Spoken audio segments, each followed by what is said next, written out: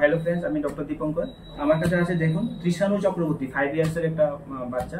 ওর actually মার complain ছিল এখানে ওর ছোট ছোট যে গ্ল্যান্ড, এটাকে আমরা লিম্ফ নোড বলি, এগুলি নাকি ফুলা, হাতে লাগে। তো ওরা এটা নিয়ে খুব টেনশন করছিল। তো আমি এটার জন্য এই অ্যাওয়ারনেসের জন্য ভিডিও করছি। আমরা প্রায় বাচ্চাদেরকে এটা পাই। আচ্ছা, সবসময় যেমন আমরা যদি কোনো একটা শহরে যাই, আমরা দেখি যে শহরের মধ্যে কিছুক্ষণ পর ট্রাফিক থাকে। তো আমাদের শরীরের ট্রাফিক পয়েন্ট হলো লিম্ফ নোড। এখানে প্রচুর লিম্ফ নোড থাকে, এখানে থাকে, এখানে থাকে, এখানে থাকে, এখানে থাকে, পেটের মধ্যে থাকে। তো নর্মালি এই লিম্ফ নোডগুলি লিম্ফেটিক ড্রেনেজ করে। তো যাই হোক, একটা বাচ্চা যখন ছোট থেকে আস্তে আস্তে বড় হয়, লিম্ফ নোডগুলিও আস্তে আস্তে বড় হয়, তখন হাতে লাগে।